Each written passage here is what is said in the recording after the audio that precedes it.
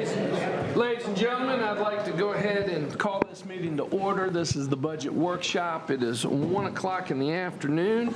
Today is May 24th. It's going to be a great workshop. I want y'all to know we do have a hard stop at 3 o'clock today.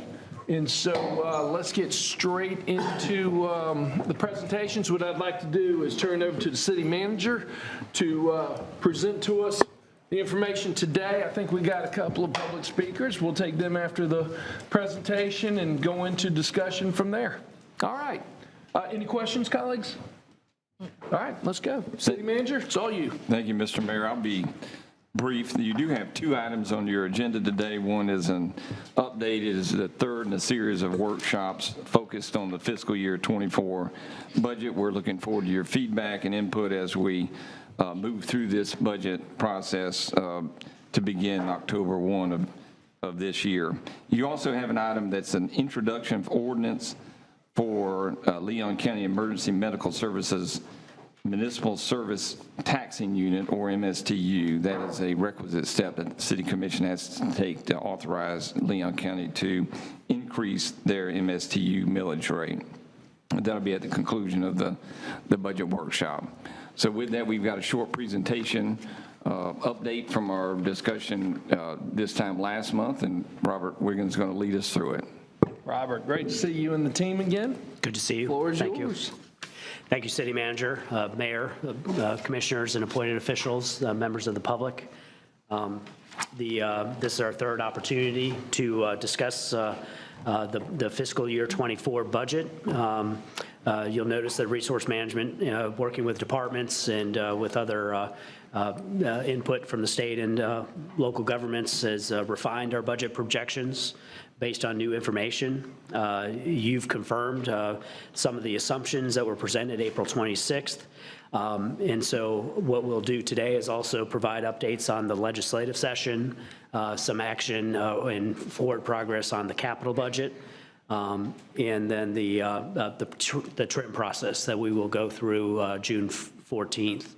Our option is to accept the update and confirm the direction for developing the fiscal year 24 budget. We'll also ask the city attorney to introduce the ordinance. We'll incorporate these assumptions and commission direction to present a balanced budget June 14th. I will note that our plans are for that meeting to be at the Smith-Williams Center at 11 o'clock to coordinate with that evening's commission meeting. Yeah. As you well know, based on your direction in the strategic plan, we're a national leader in the delivery of public services. These city services are managed to achieve the goals and priorities of that strategic plan. Thus far, 89% of the 134 strategic plan targets have been achieved.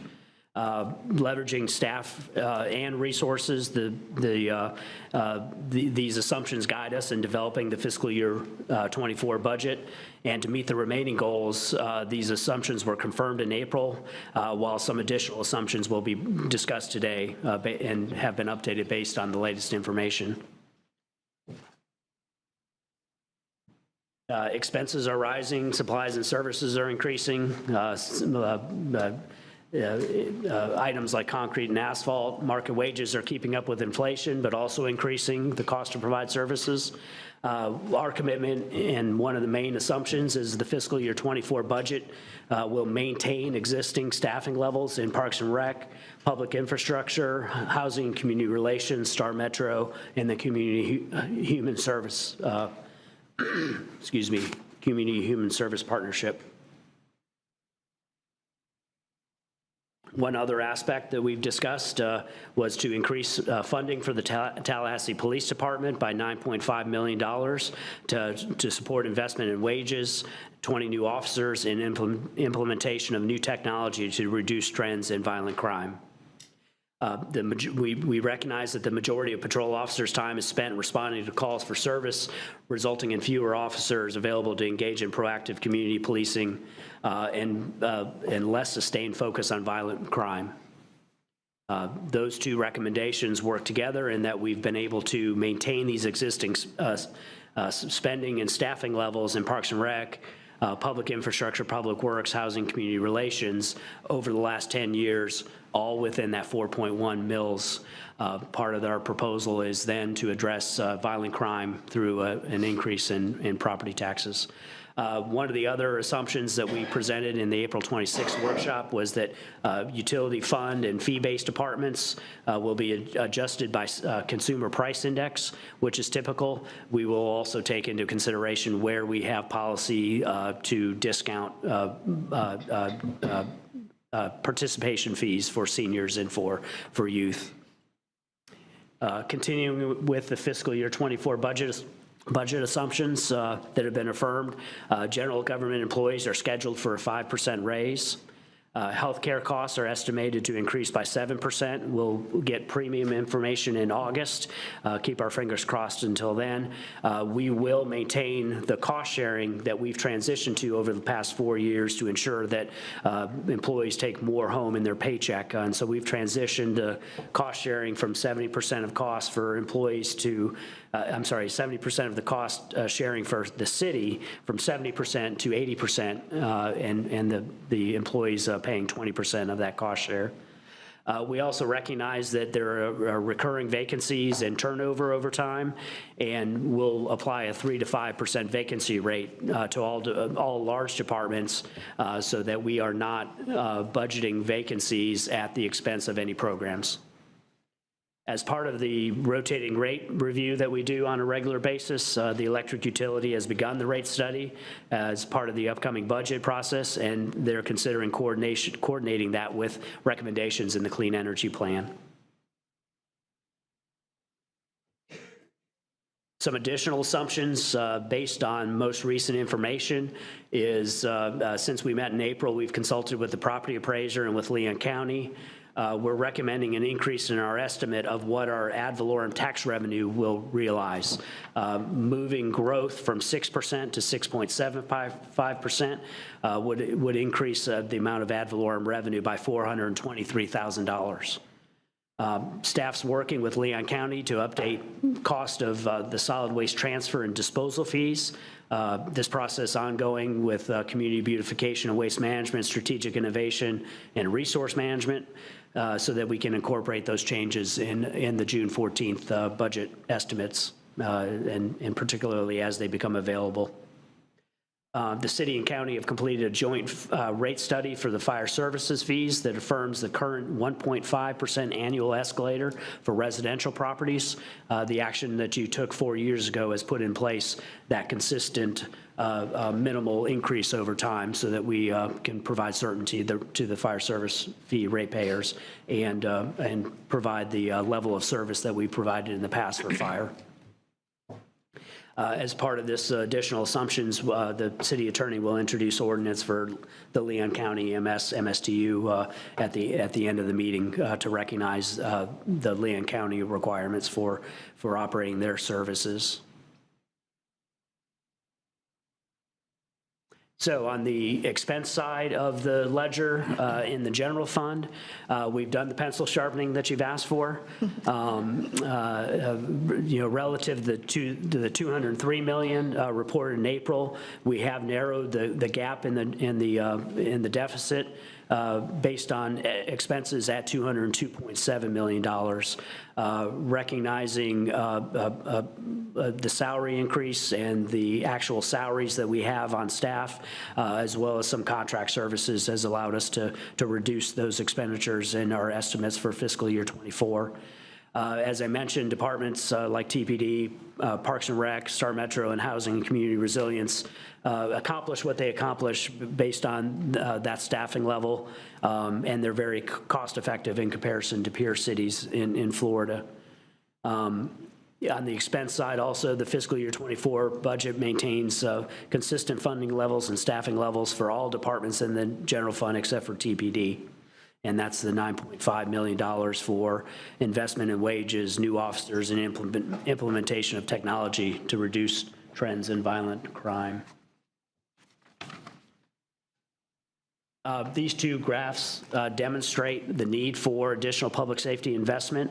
TPD currently operates with 41.5% fewer officers per capita than peer cities and 52% fewer than the national average. As you look at the graph down below, you'll notice that the FDLE 2011 Crime Justice Agency Profile Report shows the City of Tallahassee with 3.92 officers per square mile. I'll remind and point out that as we look at the municipal cost comparison, the city has the highest area to cover, 101 square miles. The nearest large community would be Orlando at 110 square miles. The remaining areas that we compare ourselves to are much smaller per square mile municipalities that range from 18 in Largo to 66 square miles in Lakeland. TPD also has the second lowest apartment spending per capita in the municipal cost comparison. The graphic on the right, the bar chart, shows City of Tallahassee with 197,000 population as compared to 140,000 for Gainesville, where lots of support is provided by the Alachua County Sheriff's Office. Our nearest comparative agency for addressing population would be Fort Lauderdale at 181,000 people and Orlando at 309,000. And so you can see spending relative to our other comparables is very efficient and effective, but in response to violent crime, time for some changes. Balancing that $202.7 million in expenditures, we look to revenues. And since April, we've changed our assumptions for the property tax growth rate. The property appraiser talked to us about a 6 to 8% growth rate.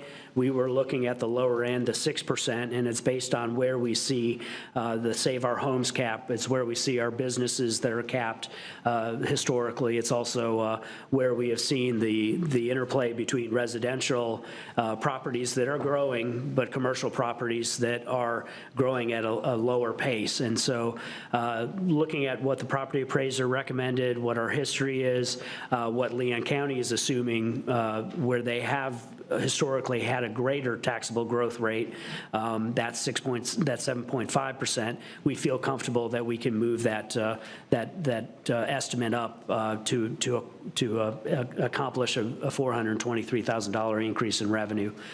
We've been pretty spot on as we've gone through this process. It used to be kind of a guessing game until we got to June or July, but based on Anaplan and staffing and very strict attention to it, we've been within $10,000 and $100,000 dollars at the most as we've made these estimates, so we feel comfortable with this change. The decrease in that millage rate, the resulting revenue from that ad valorem increase in taxes means that the millage rate that we estimated a month ago could be moved down from 4.72 mils to 4.687 mils, and that reduces the average tax increase on citizens as demonstrated in the chart below.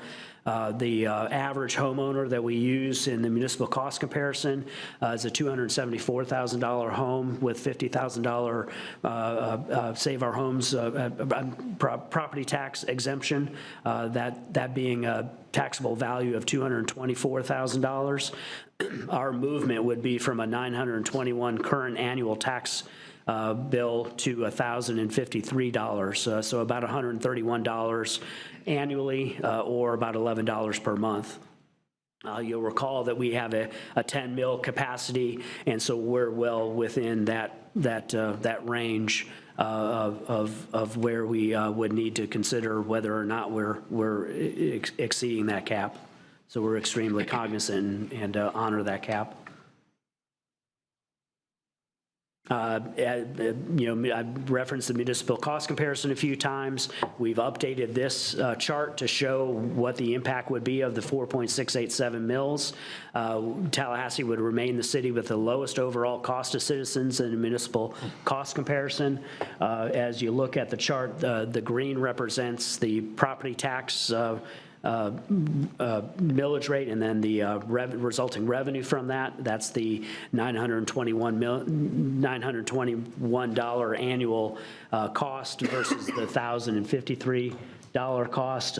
Pensacola would be lower relative to us from a property tax perspective, about $70 per year lower on a residential property, but you'll also note that as we look at the full range of services that we provide, the yellow bar represents the utility costs, and fortunately, we are a municipally owned utility and have very positive results from our well-managed base rates and our fuel costs.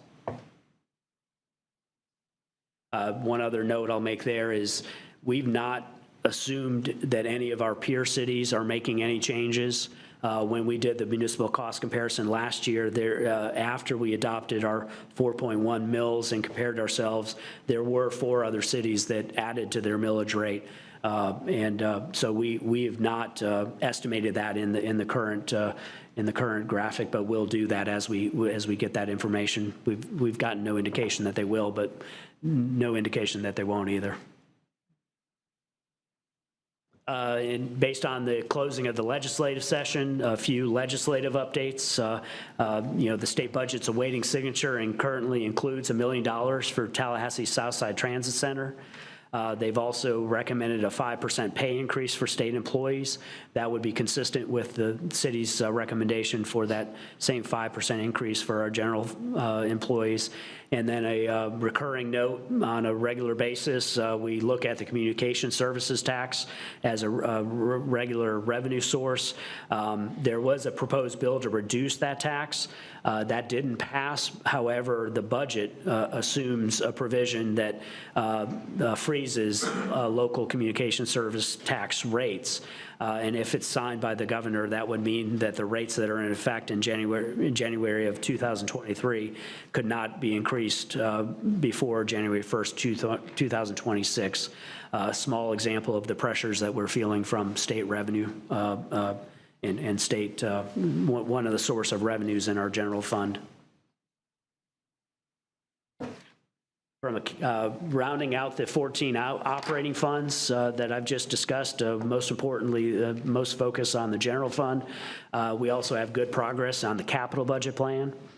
The fiscal year 24 to fiscal year 28 capital improvement plan is going to be balanced with a 5-year total of $1.07 billion.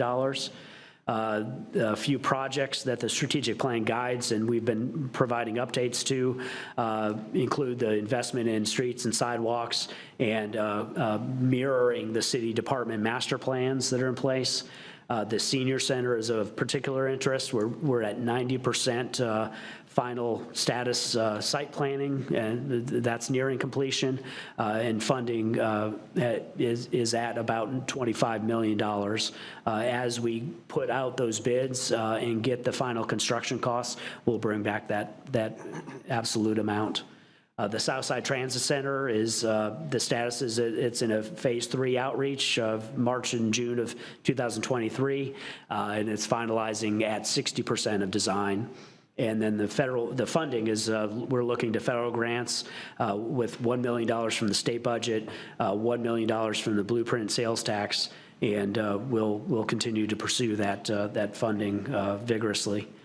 Fire Station 17, we've completed the spatial needs assessment and the conceptual design. It's transitioned to preliminary master planning and schematic design, and you'll note that the funding is in the fire services fee when we adopted it 3 years ago. It's assumed in debt service for that fund, and that $17 million will be accommodated through that fire services fee. So as we confirm assumptions, we refine estimates, continue to sharpen the pencil. Our next steps include some key dates. In June, on the 1st, we'll get some preliminary property valuation. That preliminary will affirm that 6.75% in growth. It'll affirm the expected ad valorem revenue, and so between June 1st and June 7th, we'll also then affirm state revenue sharing so that we can bring back a balanced budget. That balanced budget will be brought back June 14th. As I mentioned, there's a budget workshop at the Smith-Williams Center at 11 a.m., where we'll discuss that. In addition to the balanced budget for fiscal year 24, we'll look back at the third quarter update for fiscal year 23 to affirm our assumptions based on the progress of the current budget. And then another important step is we'll approve a tentative millage rate at that meeting. Then July 1st, the certified property valuation is provided to us by the property appraiser, which then allows us to go into the September meetings with balanced budgets to adopt in September 13th and September 27th.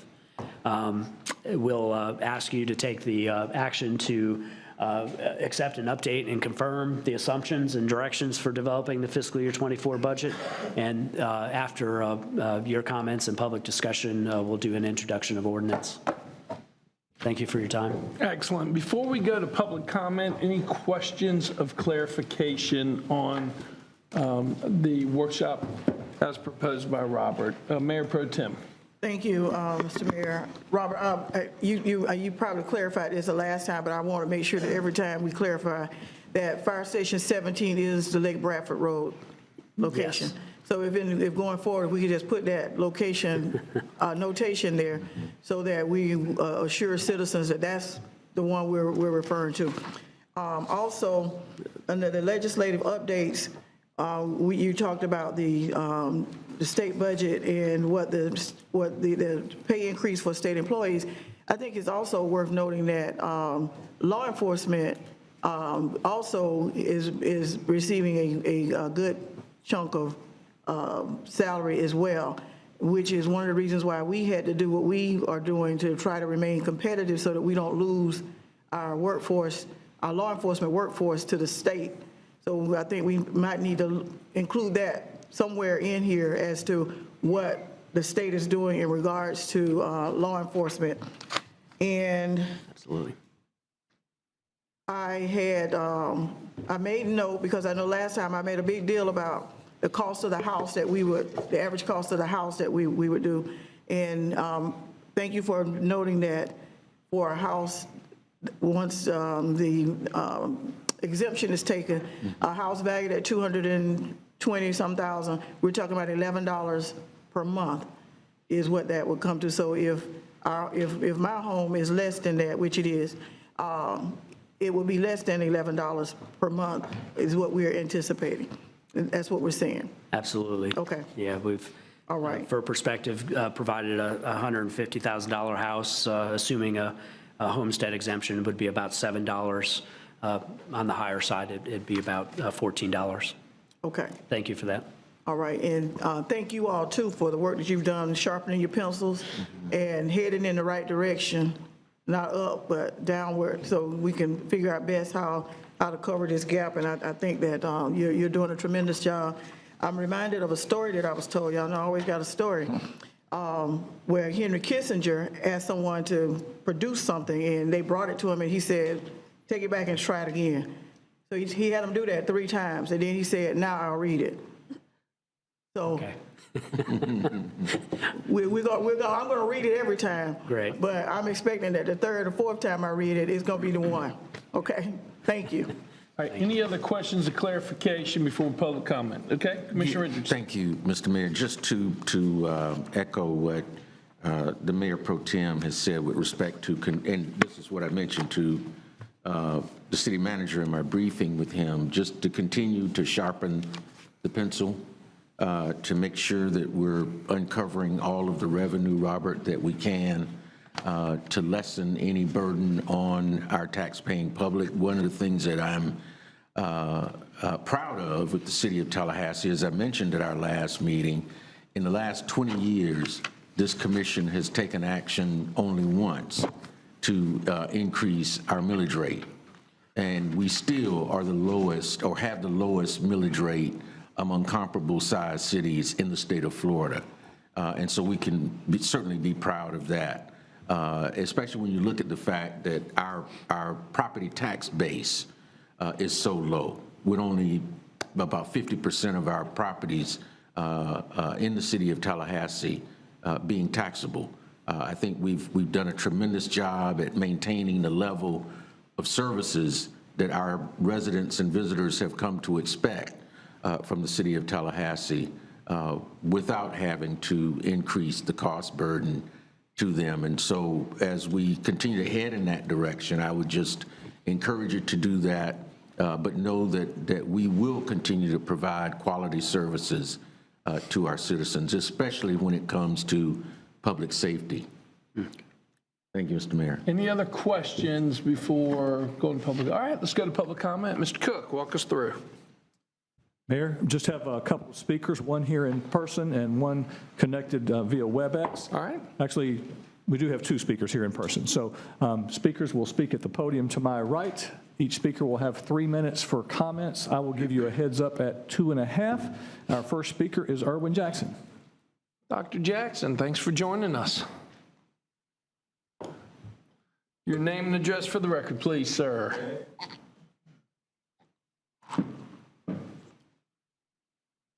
Erwin Jackson, 1341 Jackson Bluff.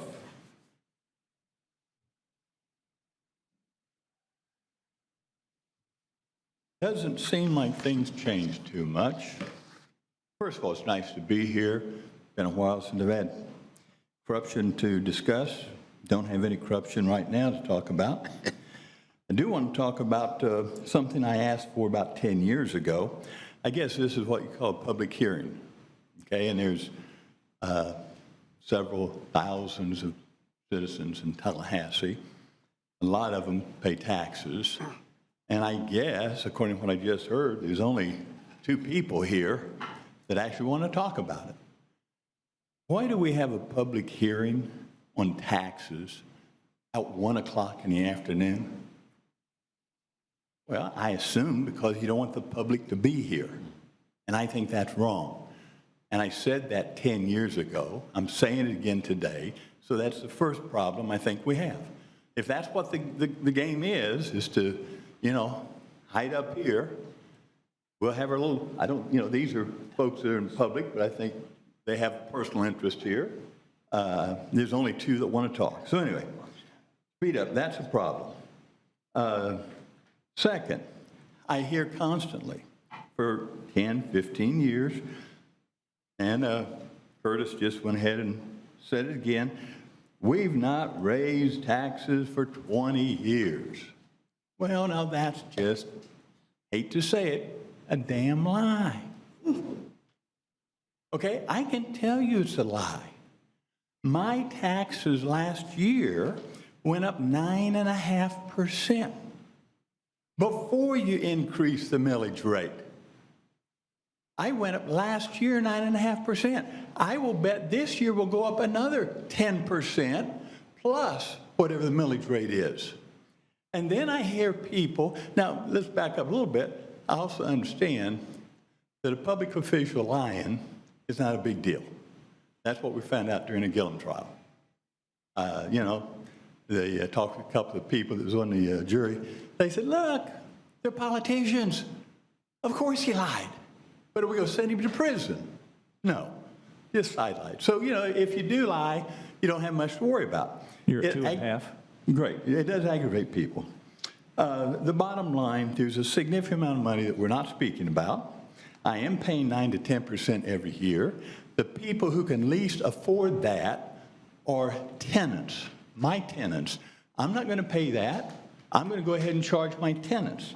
So then I hear people come out and say affordable housing. Sure, you increase, my taxes went up 10%, my insurance went up 65%.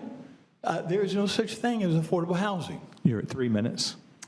Thank you very much. I didn't get to the real numbers, but you know what I'm saying. Please, don't try to tell the public that you didn't raise our taxes. You did, we know it, we paid it, and we're a little aggravated about it. Thanks, Dr. Jackson. What I think my colleague was referring to was the increase in millage. You are both correct, that by state definition, if you maintain the same millage rate, but the property values go up, then yes, you're absolutely correct. The tax is going to come up. Correct. But I think what Commissioner Richardson was referring to was the adjusting of the millage rate itself. Yes. Our next speaker, please. Next speaker is Stanley Sims.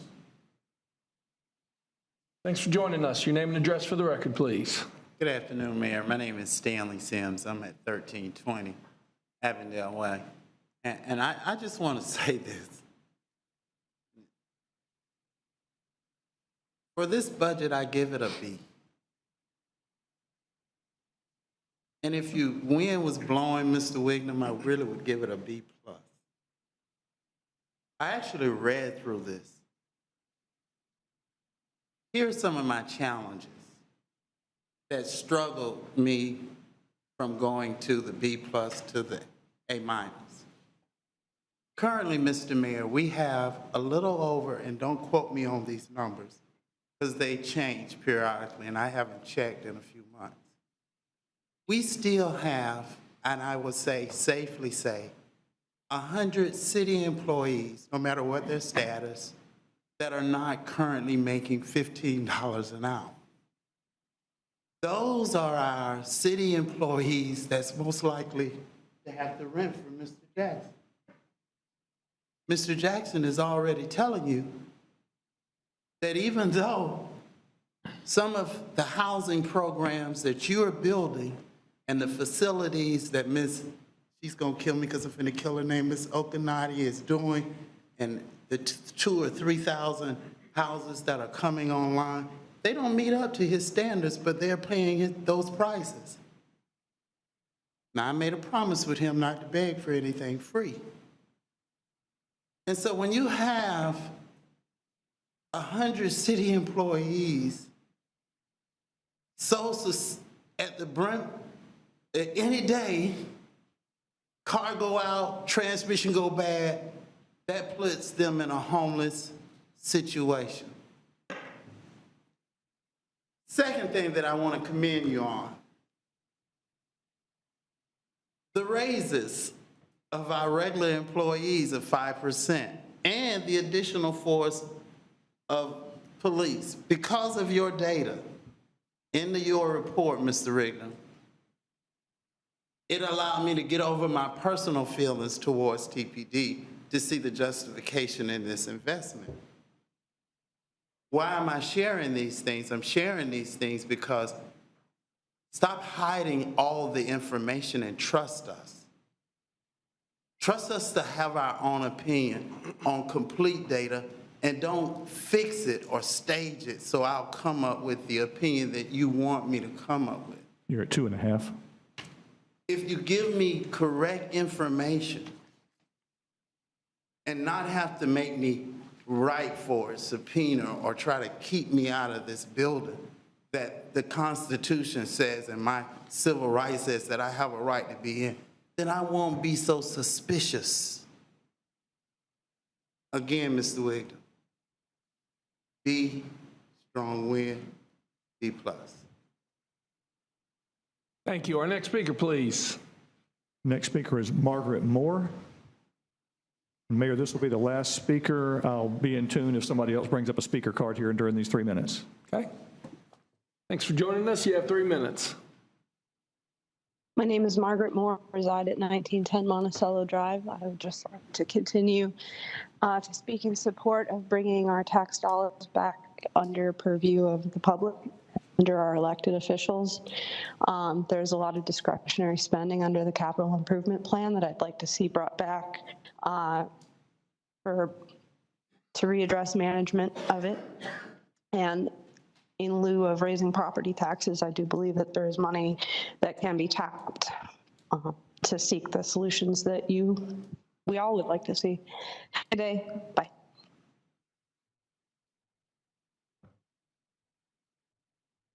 Ms. Moore, are you still with us? Ms. Moore? Did we lose the connection?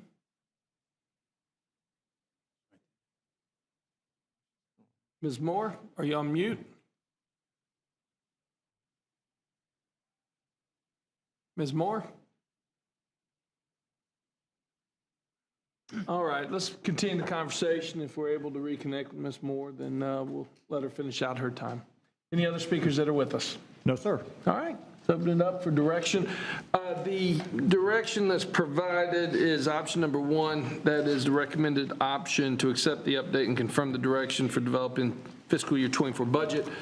Remind everybody, this is still a fluid process. Our next budget meeting, workshop, is on the 14th of June at 11 a.m. at the Smith-Williams Center. Yes. Okay, and so this is just one more stop along the way. Discussion. So moved for option 1. Okay, it's been properly moved by the Mayor Pro Tem for option number 1. Is there a second to the motion? I'll second it. We are on discussion. Commissioner Matlow. Thank you, Mr. Mayor. I guess I haven't really moved since our last meeting. I don't support an increase in the millage rate and the property tax this year. And I think, you know, the discussion we had at our last cycle was just that. If we're talking about affordable housing, you know, we're putting all this work into trying to develop affordable housing. With a stroke of the pen, we're raising everybody's rents. And I think Dr. Jackson just spoke to that, because it's not just $11, because it's the estimated 7% property value increase, so that'll add another $90. So you're up to $20, $25 at least. That doesn't include anything that the county adds. That doesn't include new taxes like the children's services tax. So it's not $11 a month that's increased. In fact, you know, local government's responsible for at least the $50 a month rent increase to everybody in Tallahassee, just over what we've done the last couple of years. And I think all across our city, tenants are telling us, my landlord's coming to me saying, I don't want to raise rent, but the property taxes are going up. They're going to pass on that cost. So the question is, if we want to maintain affordable housing in city, look, we live in a city with great parks, great trails, people want to live here. There's demand for our housing, so the value of our housing is going to go up, and that's going to generate new tax revenues, and that's what's happened, why we haven't had to raise the millage rate in so long, because as property taxes have increased, we've had enough income to fulfill our obligations. So my question, Robert, would be, based on the current numbers, based on the property tax collected last year, if we stay at 4.1 mils, how much more money is that in next year's budget without raising the millage rate?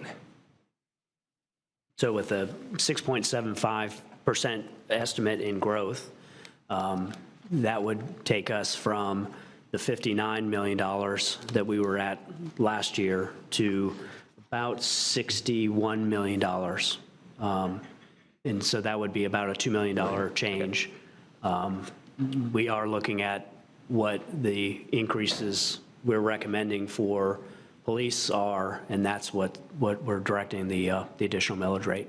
Okay, so without doing a millage rate increase at all, we're raising taxes by $2 million. So the question is, based on last year's budget, with an additional $2 million, can we come up with a balanced budget to operate within our means? I believe we can. I believe we, you know, families across the city are asked to do the same thing.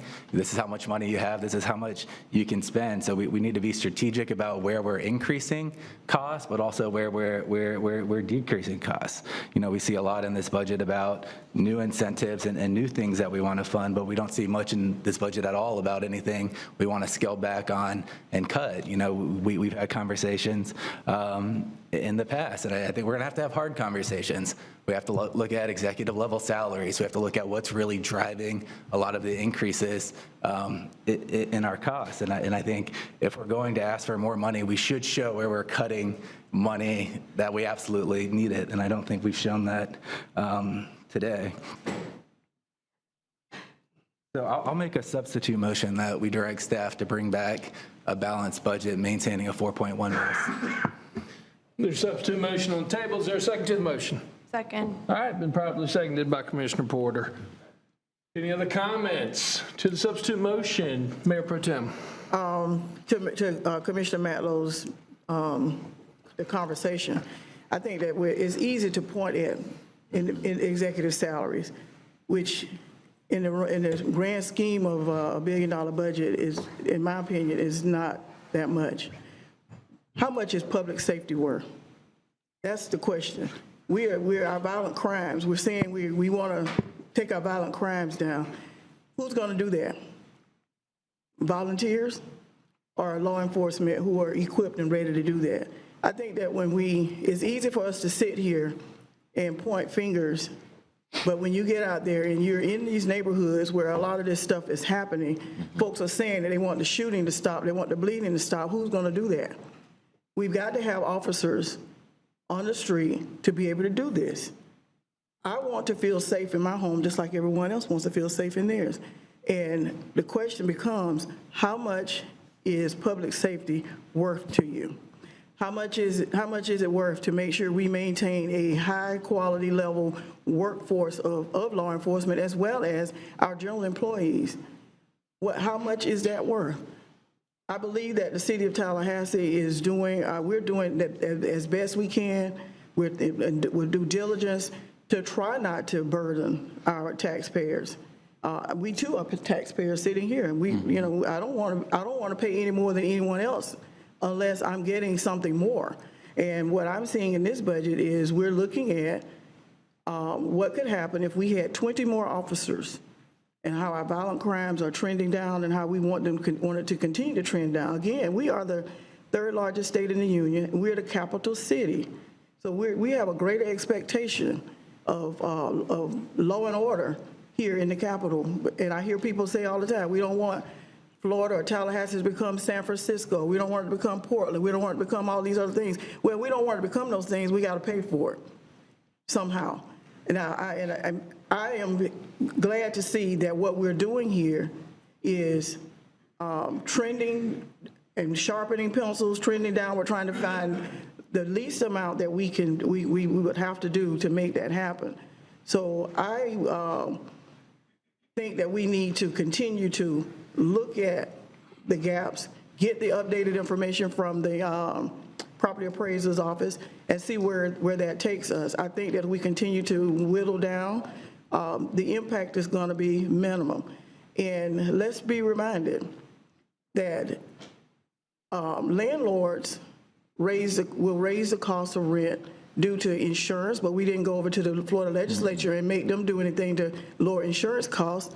Landlords will raise the rent because, and I am a landlord, and I'll tell you, I haven't raised rent until recently for 7 years. But when people go in and tear your stuff up and you got to replace it, then landlords will raise the rent for those reasons. So there are a number of reasons why rent will go up, and I don't want that to get clobbered into the affordable housing conversation, because in my mind, they're two different things, because affordable housing is not just rent. It's, home ownership as well. So for all of those reasons, I'm pleased with the motion that I've made, and will support it in the event that the substitute motion does not pass. Commissioner Richardson. Thank you, Mr. Mayor. And, it is easy to sit here and say,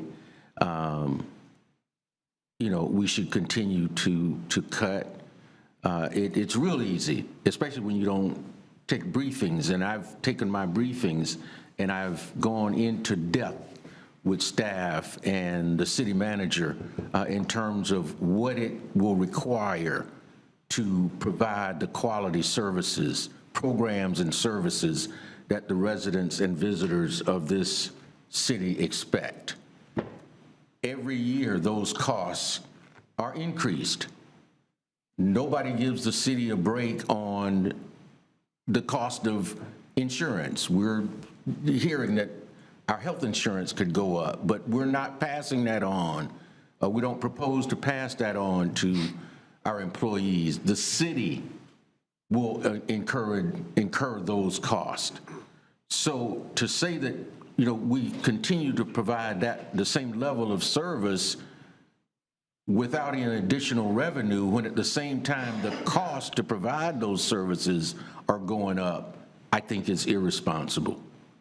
That we not even look at increasing revenue when we compare ourselves to comparable cities throughout the state of Florida, and we're at the bottom or next to who's ever at the bottom, which means that we have been efficient in how we have run this city and how we paid for the services, the quality programs and services that our residents and guests come to expect.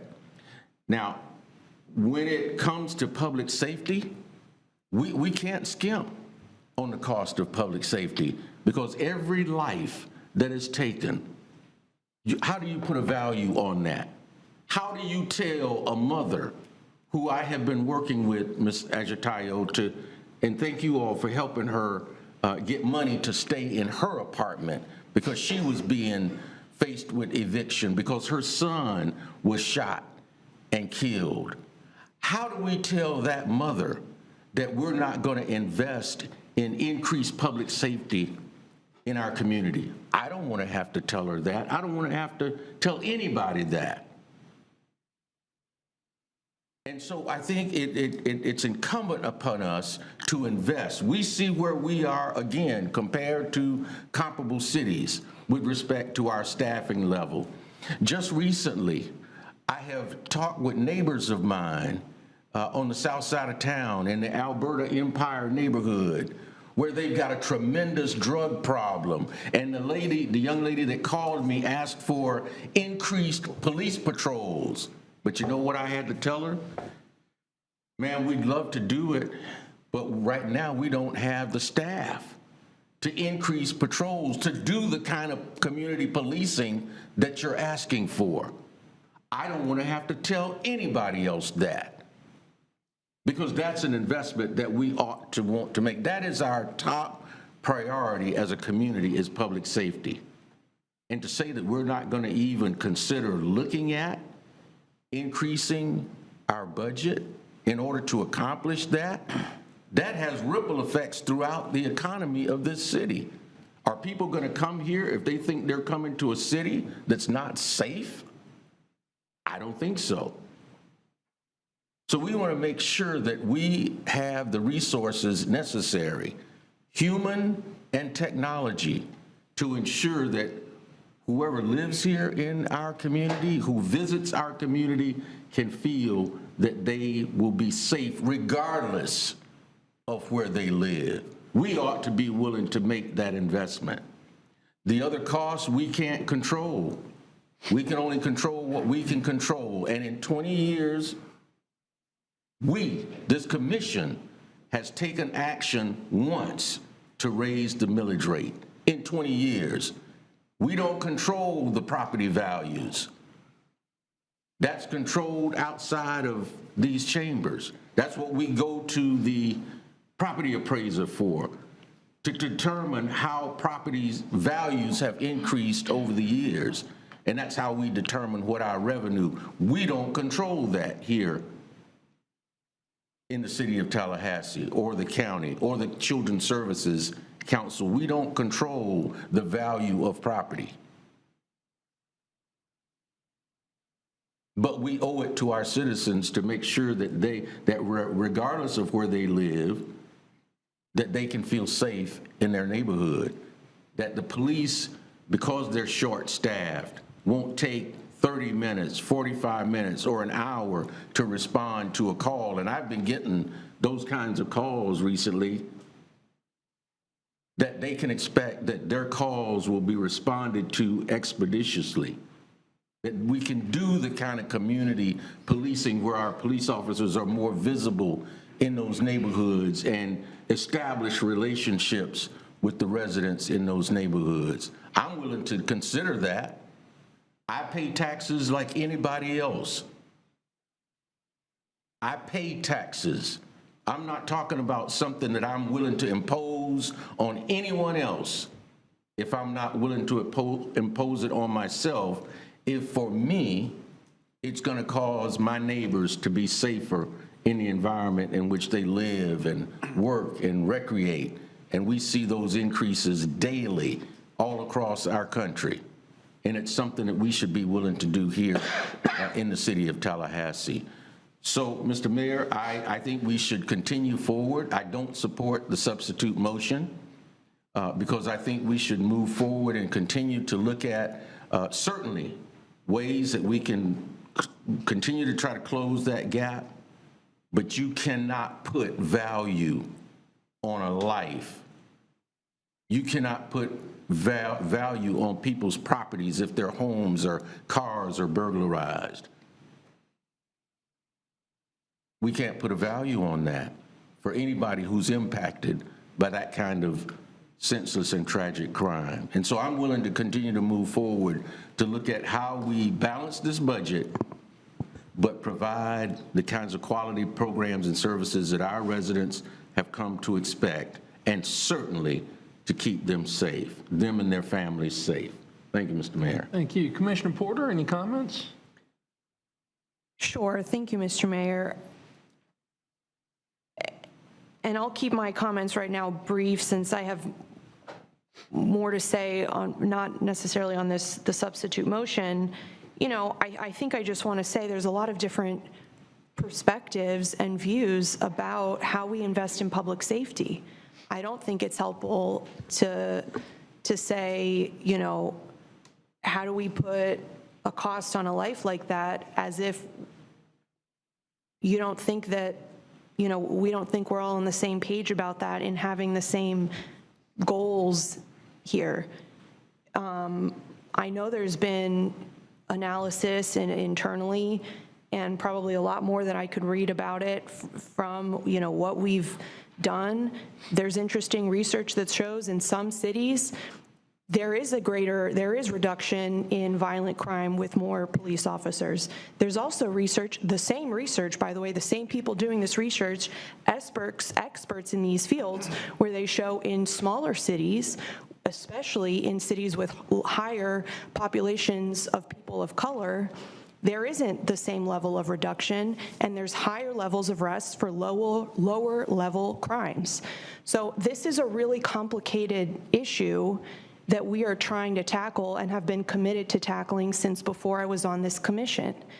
I don't think it's fair to paint this as you either support public safety and thus support a tax increase to hire more cops, or you don't. I don't think that's a productive way to characterize this conversation. I do feel like this is a conversation we are obviously having. I was the one who brought it up at our first budget workshop, not for this purpose. Would say I did not get a lot of support from anyone at that when I brought it up, but I do think at the very least, if this is the direction that we are going to go in, I would like to see much more public engagement on this issue, and at least, I mean, there's nothing stopping us legally from having another public hearing.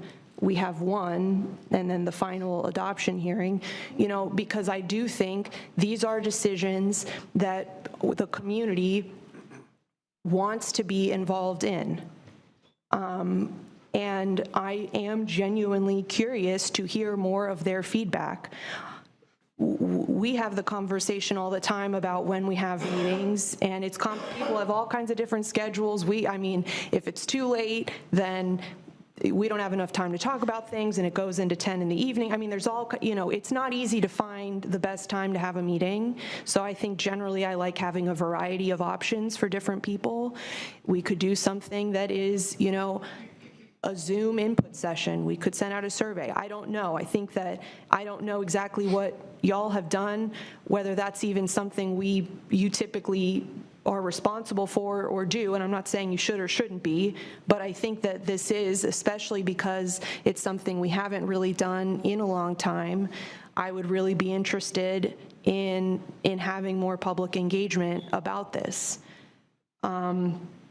So as I always say, I like to have options. I like to know what it would look like without a millage rate increase, and I like to know what it looks like if we do. I think there's a lot of people, too, who might say, who I've heard from personally, who say we support a millage rate increase, but they don't support it to hire more cops.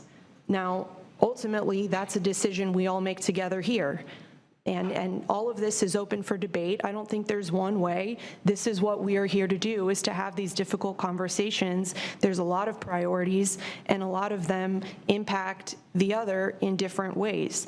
Hiring more law enforcement officers is not the only way to increase public safety of a community. It's just simply not the only way. That doesn't mean that it's something we shouldn't do or we shouldn't consider seriously, but it's just not the only way. And I do think, and I agree with the concerns, I mean, this is related to to affordable housing and to low-income housing. These things are all related.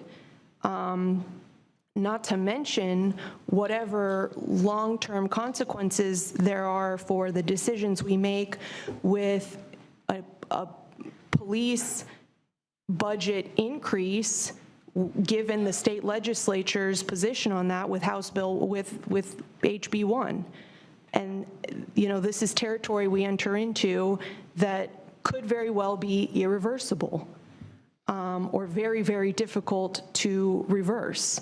So, you know, I know we're about to go on a summer break here, but that doesn't mean that in the meantime, we can't be doing more work with some public engagement. And I would feel much more comfortable if that were at least part of the discussion we're having, because there is a lot of information here that is difficult to digest and difficult for the average person who has a life to digest, who's not necessarily has the time to, you know, or the resources to pay attention. So that, I think, even outside of this specific conversation, is something that I would like to see. I know we do public engagement in a lot of different ways, but I think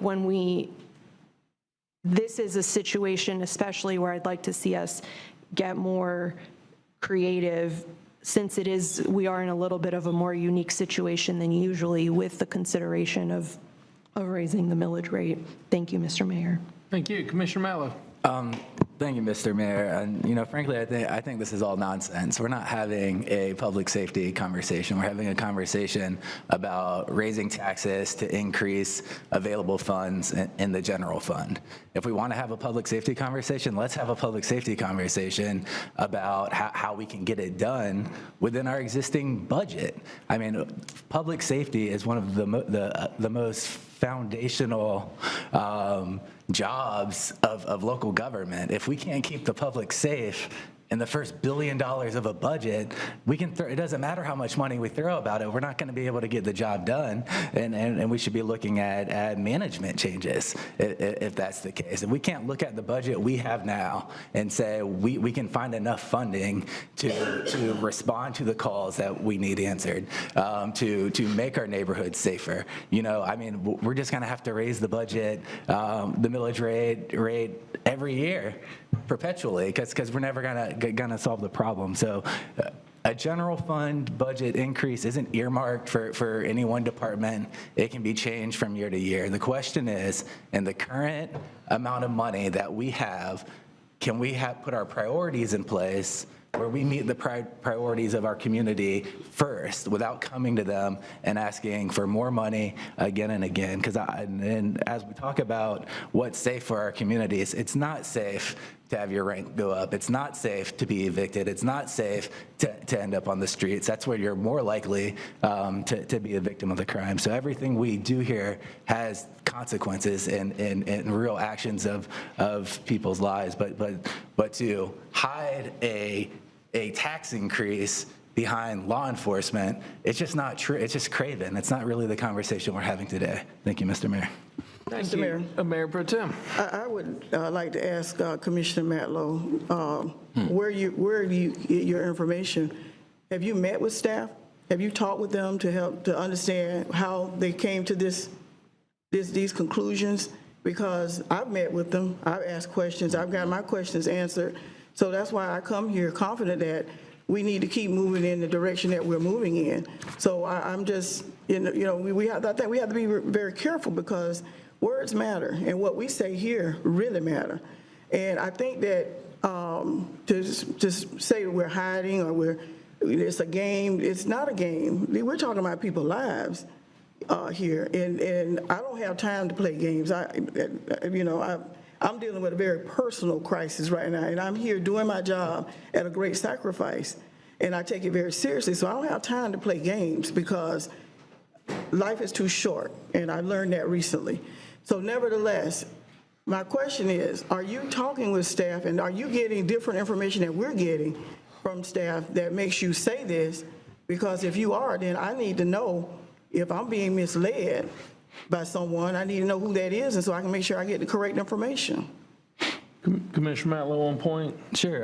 Commissioner Porter, I have you next. I mean, directly, we're the policy setters of the city government. Yes, I've thoroughly reviewed this budget as I have for the last 5 years. I've asked Robert for information from salaries to all types of different departments over the years. I'm very familiar with our budget, where we can make changes, where we can't. My question would be, why do we come to every public hearing we've had, we haven't been given any options? You want to talk about where we can have options for what we can fund and what we can't. We don't do that at this table. As policy setters, that should be what we're doing at this table. It shouldn't be happening behind closed doors with staff. It should be happening right here in the public if we're going to ask them for more of their money. Thank you, Mr. Mayor. So Mr. Mayor, I want to make sure I'm getting my question answered. So the staff you met with is who? Because I want to make sure, because I want to go back to them as well. This isn't germane to the issue, Mr. Mayor. I just asked a question. Who on staff are you meeting with? Because I want to meet with them as well to make sure that I'm getting the right information. If I'm getting the wrong information, I need to know that. I believe all the staff is available at this table that can answer any questions you may have. Who are you meeting with? I meet with a wide range of people. I'm going to move on with Commissioner Porter. You've been recognized, Commissioner Porter. Thank you, Mr. Mayor. I'll just say that I agree with Commissioner Matlow's comments. I do take my briefings with staff. I enjoy my briefings with staff and learn a lot from them. And at the same time, I also believe we are the policymakers, and I would have said over and over and over again, I don't feel like we are given the information that we need to be creative and make decisions. I don't think that that is usually the way we operate. It's staff recommendation, staff recommendation. We don't see a lot of options. And so, I don't need to comment anymore. I would just say, I do meet with staff, and I agree completely with what's been said. And I think that we don't need to all agree on this. That's why there are 5 of us here. I am not a cheerleader for the city of Tallahassee. That is not why I ran for office. And I don't think that's why any of us ran for office, but I don't find this a productive conversation. I think options are always important. I mean, I've talked to other commissioners in the city of in city of Tallahassee and across the state of Florida, which I know others have too, with your involvement with the League of Cities, et cetera. And there is not one single way of doing this. And if we want to change the way we do things or consider other options, there's nothing wrong with that, and we should have that at the starting point. I believe should be what we're hearing from the public and what commissioners' direction is. And I frequently don't feel like I have enough information to get to that point. And I send emails and I ask questions, and I get a lot block text back, not really with any answer to my question. And it is frustrating. Thank you, Mr. Mayor. All right, there's a substitute motion we're going to dispense with on the table right now. That was made by Commissioner Matlow, seconded by Commissioner Porter. Seeing no further discussion, all those in favor of the substitute motion signify by saying aye. Aye. All those opposed? Nay. Nay. And the motion fails 3-2 with the mayor pro tem, and Commissioner Richardson in dissent. We're back on the original motion, and I'm going to weigh in. First again, Robert, you and your team, thank you for all that you do. Year-round, you're working on this budget. I think you do a great job, and that's not just me. You've been nationally recognized as one of the best in the country, and it's an honor to work with y'all each and every day. You know, municipal budgets are very complicated. $1.2 billion is not all through ad valorem. In fact, correct me if I'm wrong, but the supermajority of our budget comes from enterprise funds, comes from user fees, comes from other taxes, shared revenue.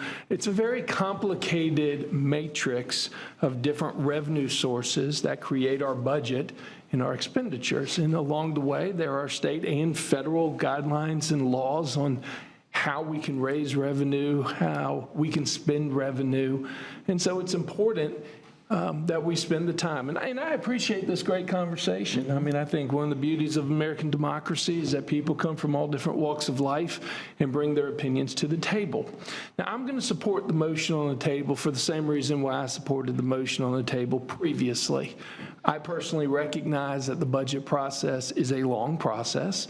This is one more step in the process, and the motion on the table is to continue to give staff direction, to sharpen your pencils, to bring the numbers down, to continue to work with the property appraiser's office. And as we get closer to the end of June and the beginning of July, and we have the actuals from the property appraiser's office, we will be able to hone in and truly bring in a proposed budget.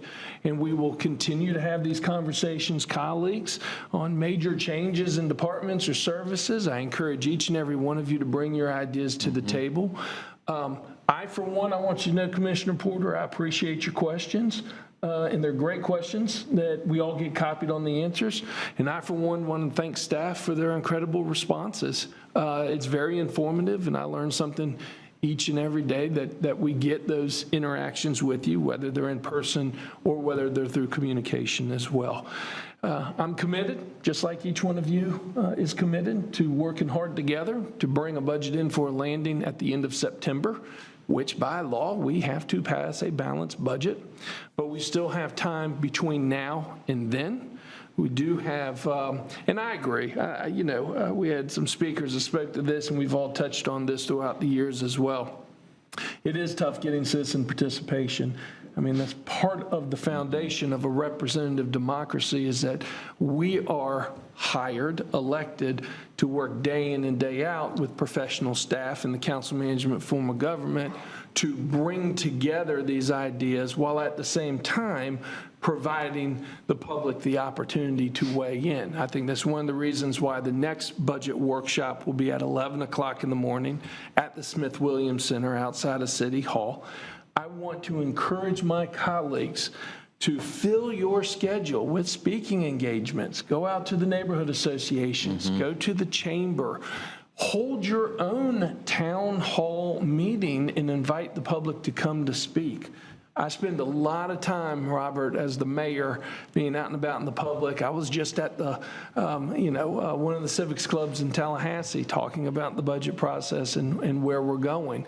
And I think that's part of our responsibility as elected officials, not only to invite the public in to participate, but also to go out to the public and be available.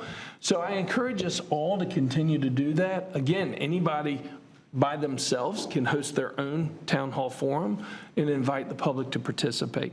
The recommended action for today is not a definitive action. It's once again taking the next step in the process. I do support that. I encourage the team to continue to sharpen the pencils, continue to sharpen the numbers. Let's see if we can continue on this downward trend as we work with the property appraiser's office for the actuals. So I am comfortable with the motion on the table that I seconded, and I'm going to support it. Seeing no further discussion, the original motion for staff recommendation made by the Mayor Pro Tem, seconded by the Mayor, is on the table. All those in favor signify by saying aye. Aye. All those opposed? Nay. And it passes 3-2 with Commissioner Matlow and Commissioner Porter in dissent. Our next item, Mr. Manager. Mr. Mayor, this is an introduction of ordinance. I did. I believe the city attorney will Mr. Mayor, introduce it. I think sure. Commissioner Porter had general comments Do you about the mind? budget. They're quick. Yeah, sure. Thank Commissioner you. Porter. I just was wondering if we could, at the next budget workshop, have some, maybe everyone work together to see, and I agree completely, Mr. Mayor, I do those town halls. I try and get, and even I, as much as I care about community engagement, struggle to get people out. You know, it is just not easy. There's not one perfect way to do it. And then sometimes it comes in an avalanche, and then other times you don't get anything at all. So, you know, I don't hold anyone responsible for that, but I do think if, I don't know if a motion is required, I'd like to make a motion that we have at our next budget workshop, if there's some options for maybe what we can do over the summer to have some more engagement, community engagement on this, and then maybe some options for an additional public hearing. I do know that we don't have a lot of time for that, so I don't know what that would look like if it's possible with our schedule, but I would like to see that, because usually what I've, in my experience, you know, it's very unfortunate, but people only pay attention when it's coming to us at a hearing when we're really far down the line, you know, and it's kind of, that's not the time to be involved. Now is the time to be involved. So is that a motion? Do I need to make a motion there, or I think is that direction clear, and does anyone oppose that? Well, You give me that direction. If to hold a town hall forum, I just encourage you to move forward, and I know, and I'm asking staff, whether it's me or any of the colleagues, to fully support in any way that we might need if we host town hall forums on the budget, and to take input and make sure that it's properly recorded so that we have the official input. We have this budget workshop, we have the next budget workshop, June 14th. Yeah, and if you'd love to make a motion, of course, by all means, I give you the floor to make the motion.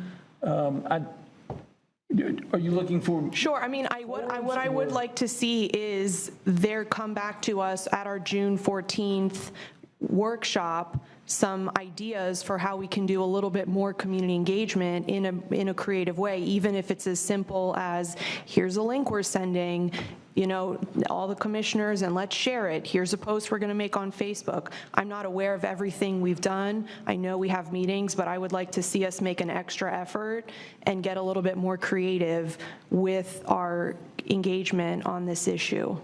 Mr. Mayor, Okay, Mayor Pro Tem? if I could weigh in on what Commissioner Porter is saying, sounds like there's more communications in engagement instead of budget.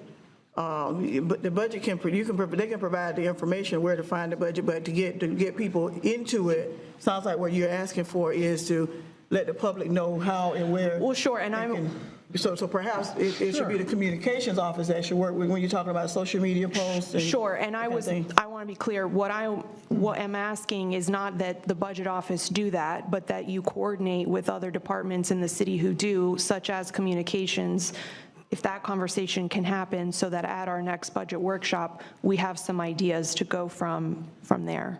Commissioner Porter, again, I'll give it a second to get a second to your motion. I don't think you need a motion. I think it's a great idea to have staff bring back the full communications plan and all of the options that are available, with some other creative options on how to move forward with public engagement. If you want to make that motion, Sure. you can, but okay. No, that's fine. Okay. That's fine without a motion. And then the last thing is, I really do, and I do sincerely appreciate the responses I got to some of my questions that I saw this morning.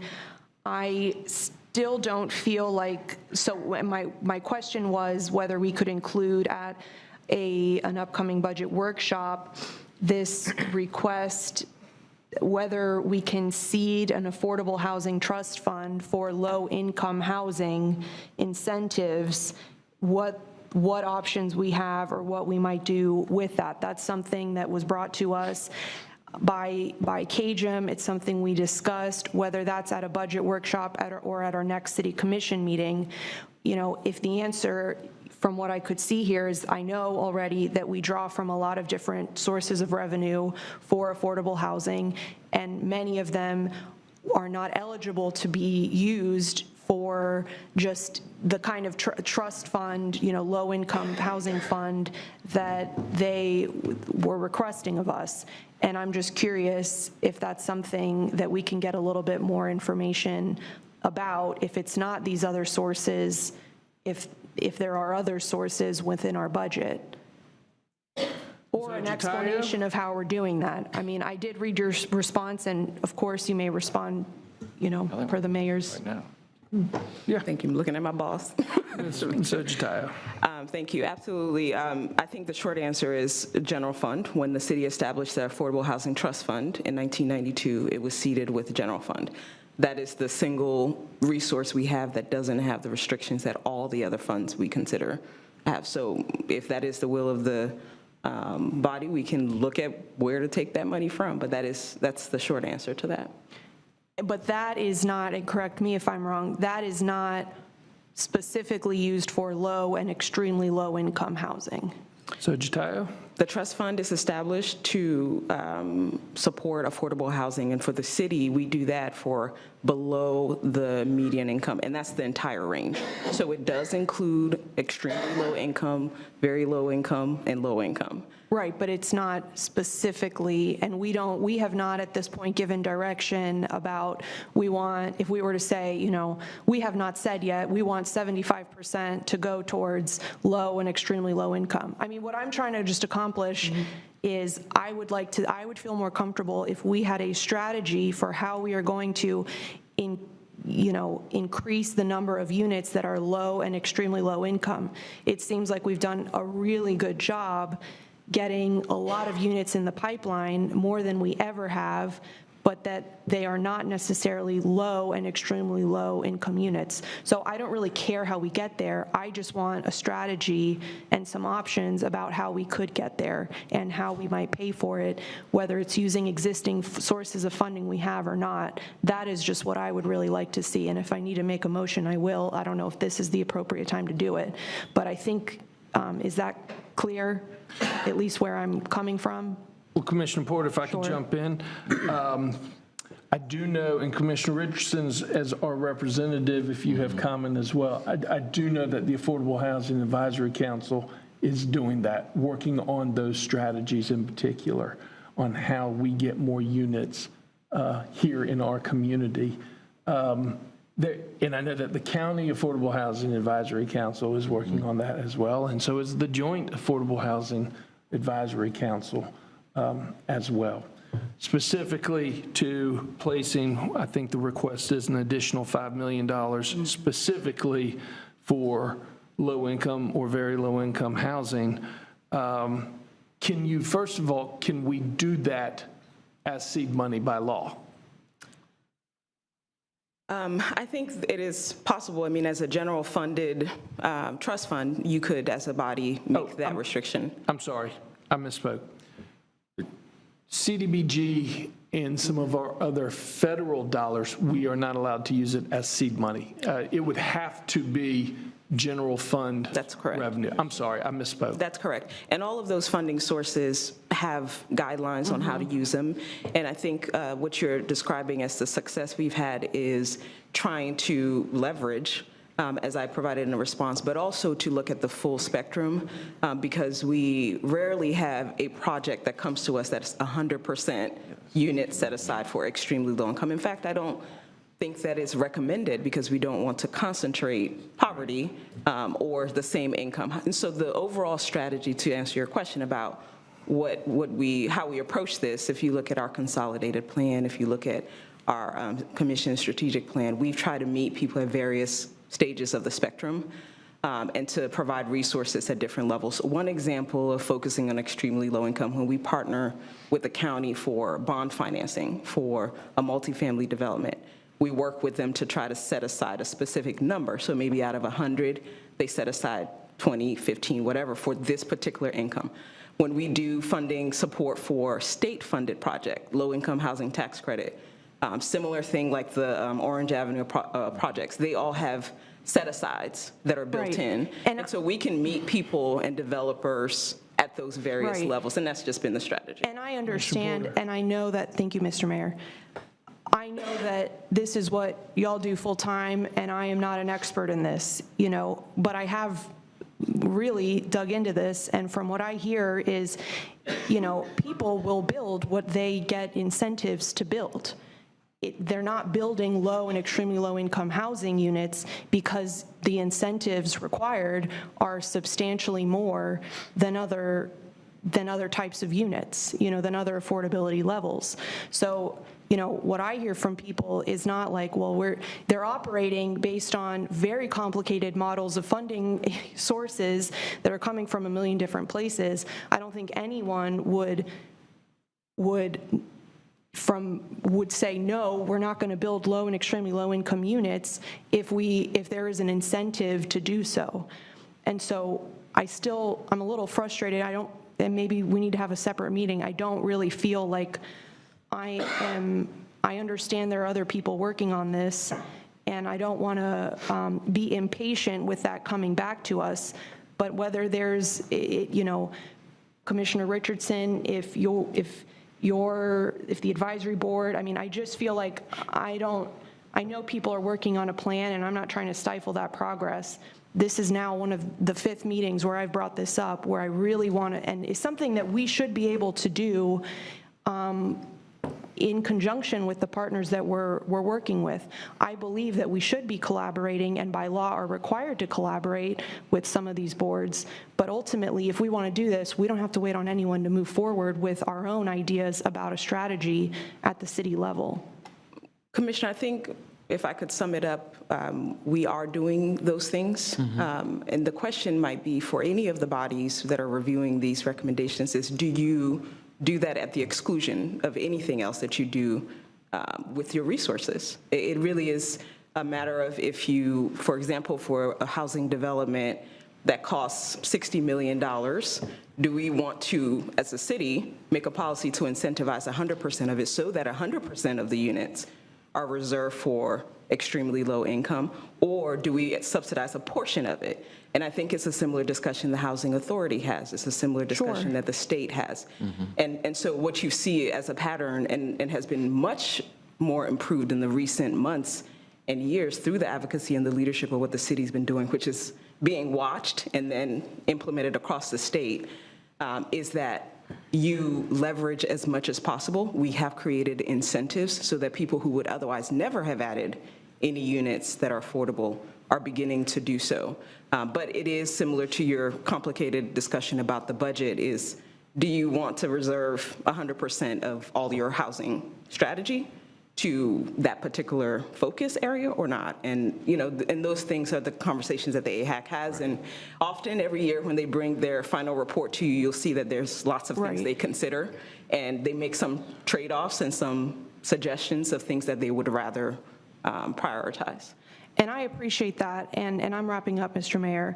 I think that for me, and my colleagues don't need to agree with me, I don't want that discussion to only be happening by AHAC. I want to be a part of that discussion. When we're talking about those priorities and how do you want to spend your money, that is a discussion for the commission to have, and that I want to be an active participant in. So that is not to exclude other partners and other people who are working on this and who have a lot of experience and whose recommendations matter immensely and that I respect, but I want to be included in that conversation. And I think the commission is who, since we are ultimately who make these budget decisions, should be included in that conversation as well. Thank you, Mr. Mayor. Thank you. And let me just comment, and then we do have one more agenda item that we need to get to if we have a hard stop at 3 o'clock. But Ms. Ejitayo, you do a wonderful job along with city staff bringing the creative ideas to the table. I'll give you a prime example. Not too long ago, you brought before this city commission a hotel conversion plan on North Monroe Street, where part of the incentive was to waive the fee for the transportation concurrency plan on North Monroe Street. And I believe that passed on a 3-2 vote here at this commission, but that was one creative idea bringing to the table as an incentive. This is the age-old conversation about how do you incentivize development. Do you take care of the cost of the dirt underneath? Do you help with the infrastructure cost? Do you help with the cost of construction itself? Do you actually build 100% of the house and then have another third-party entity that actually runs it?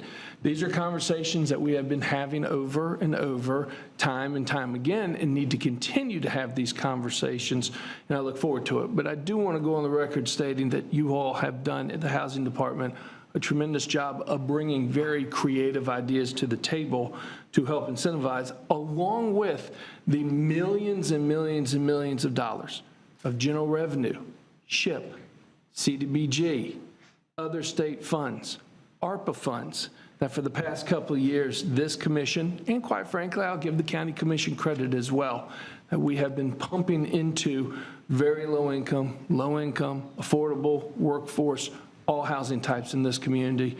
And I know that the commission will continue to do the best that we can, and we'll continue this conversation as well. Folks, it's 2:25. Can I do 30 seconds? Just 30 seconds. Mayor Pro Tem. And this goes back to the conversation that we've had with Cajun Robert. One of the leaders got with you and asked you what would be the additional cost, the additional millage that would be required to create this $5 million set aside. He said that at a meeting, and that you told him what that percentage would be. So I want to, and I don't remember what it was. It was some.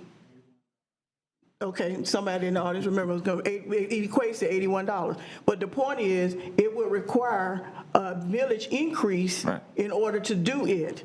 So we cannot say that we're not in favor of raising millage, but we'll continue to add to the needs or the wants of the community. It has to come from somewhere, and I thought of that when Ms. Ojentaya mentioned it's the general fund. So the general fund is where we have that the lack of restriction, so much restriction that we can do these things. So we have to keep in mind that it costs money to do these things, and it would require some type of increase. Thank you. Thank you. Okay, we're on the next agenda item, the introduction of ordinance. Madam Attorney, if you'll walk us through, that'd be great. Thank you, Mayor. Item number 2.02 is the introduction of ordinance number 23-0-22, an ordinance of the City of Tallahassee, Florida, consenting to inclusion of the incorporated area of the city within the Leon County Emergency Medical Services Municipal Services Taxing Unit, providing for termination of consent, limiting the maximum millage to be levied by the Leon County Emergency Medical Services Taxing Unit, and providing an effective date. The recommended action is option 1, introduce ordinance number 23-0-22 and set the first and only public hearing for June 14, 2023 at 6:00 p.m. in the City of Tallahassee City Commission chambers at City Hall. Okay, do we have any public first of all, any questions of clarification on this item? Any public comment on this item, Mr. Cook? No, sir. Okay. Move option number 1 is recommended by staff. Second. Option number 1 has been recommended and moved by Commissioner Richardson, seconded by the Mayor Pro Tem. Any further comment? Commissioner Matlow. Thank you, Mr. Mayor. I realize we're just introducing the ordinance today for a vote, but I was wondering if staff could forward or ask the county to forward us all the information that they had for justification for the ask to raise the rate. Okay, absolutely. So in Madam Attorney, help me out here, putting it in layman's terms, the MSTU, the Municipal Service Taxing Unit, specifically for EMS. This is the county-wide service that pays for the ambulance service here in Tallahassee. And it is run within the city limits and in the unincorporated areas. So the process is that the ordinance needs to be introduced and adopted by the city and the county. But Commissioner Matlow, we will formally request that the county send over the information justifying the increase in the proposed millage for this particular item. Okay. Did I get that correct, Madam Attorney? Yes, you did. Thank you. Thank you. Okay. There is a motion on the table. Any further discussion? Seeing none. All those in favor signify by saying aye. Aye. All those opposed. And it passes unanimously 5-0. Do we have any other business coming before the City Commission at this workshop, Mr. Manager? No, sir. Any other items? We have 31 minutes if anyone would like to bring anything up. Mr. Mayor? Yes, Commissioner Richardson. I do represent the commission on the Affordable Housing Advisory Council. I've been to, I think, 2 meetings thus far. And I can tell you, Commissioner Porter, we're moving in the direction that you're alluding to. But but it's not easy. It's a very difficult and complicated topic, but we are committed to addressing it. I think we've got an excellent group of people that have been appointed to both AHACs, both the county and city, and then we meet jointly. But I think the mayor might have mentioned this, or Ms. Agitayo, we don't want to concentrate all of the, I serve also on the board of the Tallahassee Lenders Consortium. And at one point, our executive director had recommended looking at property in the South City area for low-income or extremely low-income housing. My objection to that was we've already got a concentration of that type of housing in South City. And then we will soon, Magnolia Oaks will be coming online.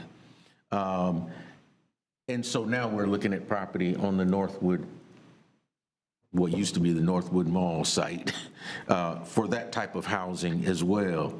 So we're trying to address it from a number of different perspectives, but we don't want to concentrate all of that housing in one area because of what the effect is across the board in terms of economic development, in terms of the education system, and the impacts that it has across the board. And so we are, as an advisory committee, and you're welcome to attend those meetings. We'll make sure you have the information as to when they're attended. They're open to the public. We meet at the Smith Williams Service Center, and we're open to suggestions about how we can accomplish the task of those, of the two AHACs, working individually and jointly. But it's yeah, as you mentioned, it's not easy. But we're headed in that direction and trying to make as much progress as we can. Commissioner Porter? Thank you, and I appreciate it. And I do just want to clarify, I agree with you. I want to clarify that my suggestion is not at all that we concentrate all the units in one place or that we incentivize any developer to necessarily, for one development to be 100% low or extremely low income. That is not at all my objective. My objective is that we find a way, a plan, or just have a goal to increase the overall number of units that are low and extremely low income. But I watch the meetings sometimes, at least I used to when they were recorded, but it's been a while, so I'll make sure and add those to my calendar, and I appreciate it. Thank you. All right. Seeing no further comment, I want to thank our great team for the continued incredible work that you do. 2:33, we stand adjourned.